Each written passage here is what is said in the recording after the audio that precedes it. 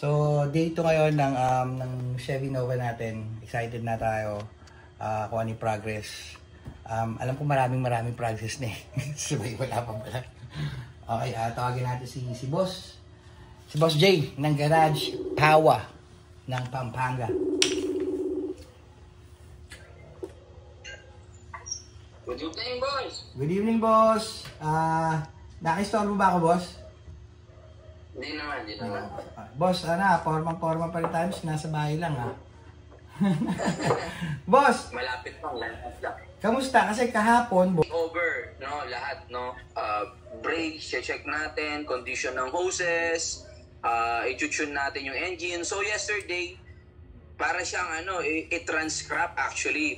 Considering na it stayed running, no? Nung ni-road test mo. Nung time na yun, masaya ka na ganun pala yung andar. Sabi ko, di ba, the engine was missing. Sabi kong ganyan. Yeah. And today, na-check ko yun. So, meron tayong foul na plug. Kaya talaga, hindi siya magpapower ng todo dahil it was only running on 7 cylinders kahapon. Oh, okay. So today, ang ginawa ko ay wala mo na ako agad ginalaw kasi chinek ko na make sure na okay yung cam. Kasi I think what they did before nung nakuha nila yung auto is change oil nila. Okay. Siyempre, hindi nila alam yung history. So, change oil nila. Pero normally kasi pag nag-change oil ako, naglalagay ako ng additional additive for protection for these old engines. Okay po. So, that's what we're gonna do on this tuning after. So, but today, sinecure ko muna na okay yung engine, na healthy siya.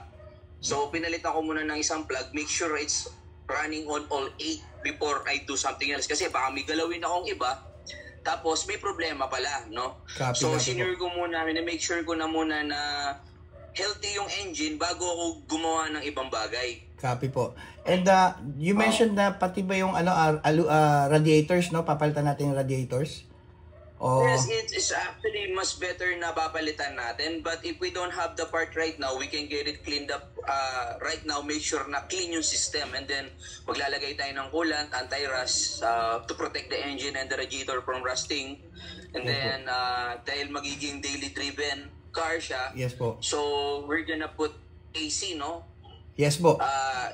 Iano na natin siya para in any kind of weather, hot weather or cold weather is magiging reliable siya. Hindi magpapag sa loob, malamig siya kapag mainit ang panahon, komportable pa rin siya. So, even nakasama mo yung pamilya mo sa loob, komportable pa rin siya. Yes, sir. Na you can still enjoy as everyday car, but still be fast, but not as fast that you, yung radical fast, what I mean. Yes, boss. But still be fast on the road. Kung gusto mo siyang itakbo, pwede pa rin. Like, for instance, if you wanna run expert, we can still make it to run up to, within the range. But still, you can drive na pang araw-araw pa rin, which is both fun at the same time, not just one purpose. Yung suspension po ba, boss? Mukhang okay naman ang suspension. Wala naman tayong problema sa suspension. Actually, way back before, ginawa ko na to dati.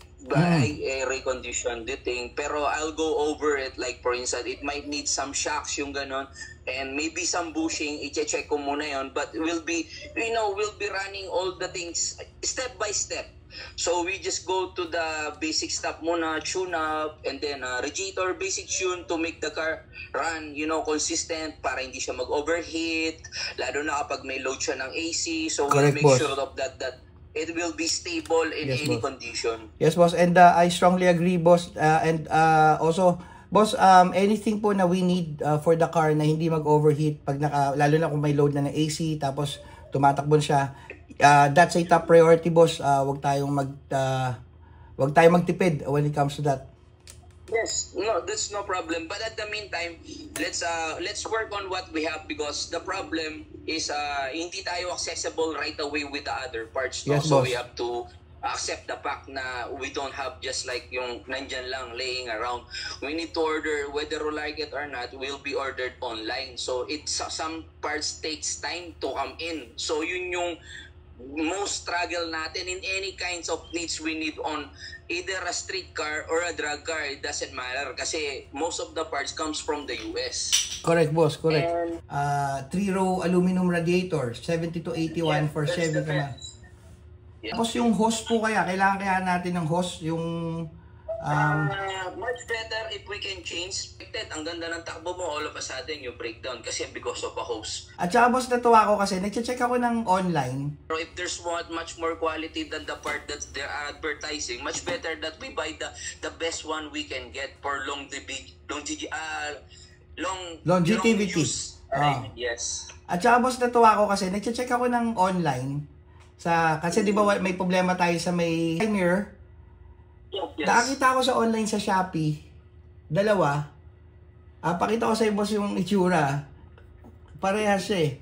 Sabi mo sa akin kung what do you think if this is okay o hindi. So doon sa mga suspension na yan, ang mostly pinapalitan lang, mga bushing lang, mga kit. Upper lower bushings, bolt joints, if you want to. It depends how far you want to go. So as we goes on naman, pwede naman natin i-go through the list that we change that, step by steps. Opo. Because for me, ang aim ko is good running condition. Do what you can at the moment so you can enjoy driving it and then schedule it for another time. Huwag natin pabayaan siyang ma-down ng one time and do everything at once. Tama, boss. I agree. I strongly agree with that, boss. If you do that, that's what happened with the other people restoring cars. Boss, we agreed sa 2 weeks natin na timeline and Yes. I'm pretty sure you are confident hitting the timeline, boss, no? This is day 2, day 1. Yes. Technically, this is day 1, pero day 2 na hawak-hawak. Pero day 1 ngayon, boss, no? Technically. Yes. All the parts na you can order on your part, that can be installed later, which is no problem. Okay. Di ba, ang aim natin dito is get the car cleaned up, going, driving. Yeah. Finish yung mga tasks na napag-usapan natin within the 2 weeks. Doon muna tayo aim. And then we move to the next step after. Copy, boss. Copy. Thank you so much. Yes. Boss, yung ano po pala, boss, yung mag... No, actually, nag-usap na kami ng friend ko today. Nabanggit ko na yung mag, sabi niya, I have to check, make sure it fits to the car, sabi niya ganyan. So, sabi ko, I'll take the mugs from your house, tapos I'll try to put it on the car, sabi ko ganyan. See how it looks, and para makita mo kung paano siya umupo. Sige. So, we're trying to figure out ano ba yung bagay sa sasakyan, no, na gusto mo rin, kung tignan mo kung gusto niya yung tayo na gano'n. Kasi medyo mas malaki yung gulong, kasi pag medyo mas malaki yung gulong sa likod, mas macho siya lalong tignan. Yun naman ang gusto natin, macho. Di ba? Kaya nga, ito, yung mga ibang kasama ko parang K-pop pa rin ng dati yan. Sabi ko, huwag na. Boss, maraming salamat po. Good evening. Thank you po sa oras. Thank you po, boss, ha. Thank you, bye-bye. Okay. Good evening, boss. Bye-bye. So, gano'n, tapos na. Yun yung session. At least maganda yun, nag-uusap-usap kayo kung ano yung mga plano nyo gagawin sa kotse. Again, this is a very special project for Team Panic. Kasi, gusto natin maging maangas lalo. And, ano yung gagawin para maging maangas lalo? Kaya putang ina, siyempre muscle car. Diba? Tama ba?